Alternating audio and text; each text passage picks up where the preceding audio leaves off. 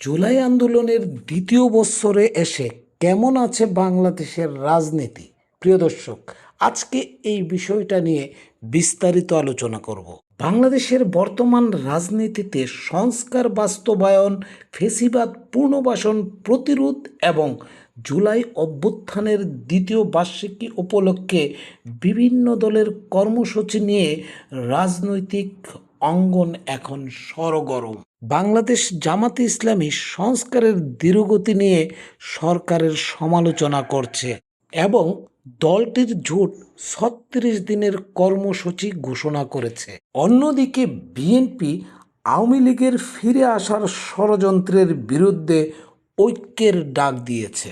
বর্তমান সরকারের কার্যকারিতা এবং রাজনৈতিক দলগুলোর রণকৌশল নিয়ে বাংলাদেশের রাজনৈতিক অঙ্গন এখন উত্তপ্ত।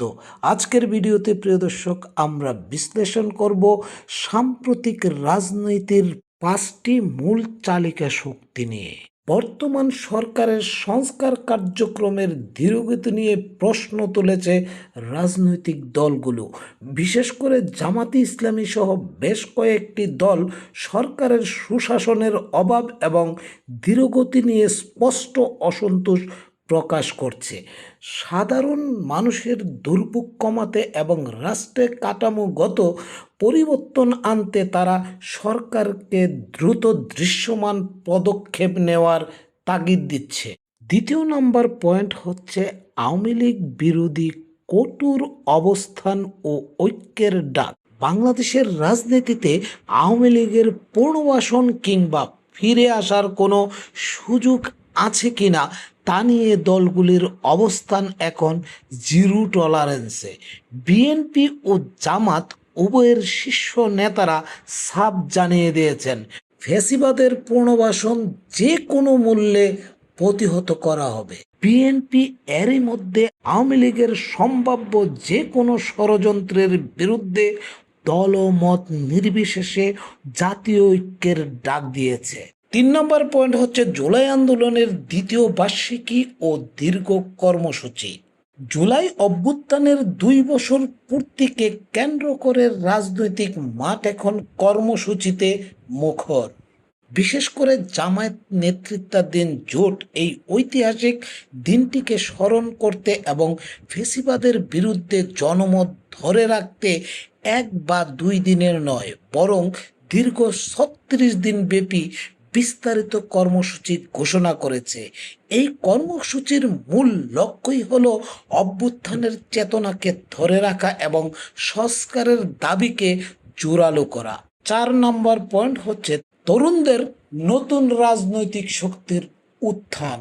প্রিয় দর্শক, এবারের রাজনৈতিক দৃশ্যপটের সবচেয়ে বড় চমক হচ্ছে ছাত্র ও তরুণদের হাত ধরে নতুন রাজনৈতিক শক্তির আত্মপ্রকাশ।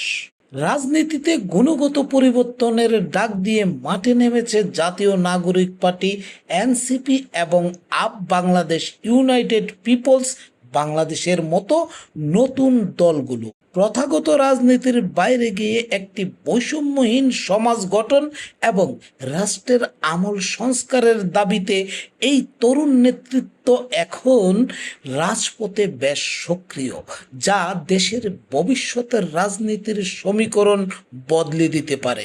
সুপ্রিয় দর্শক, সংস্কারের তাগিদ, ফ্যাসিবাদের পুনর্বাসন রোধের লড়াই এবং তরুণদের নতুন দলের উত্থান, সব মিলিয়ে বাংলাদেশের রাজনীতি এখন এক চরম পরিবর্তনের মধ্যে দিয়ে যাচ্ছে।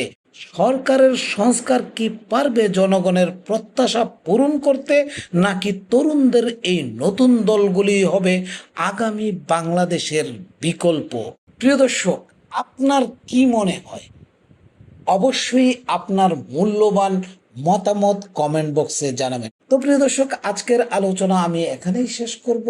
দ্রুতই ফিরব নতুন কোনো আলোচনা নিয়ে। ততক্ষণ পর্যন্ত প্রিয় দর্শক, আপনারা সাথেই থাকুন, ভালো থাকুন, সুস্থ থাকুন আর নিরাপদে পথ চলুন। আল্লাহ হাফেজ।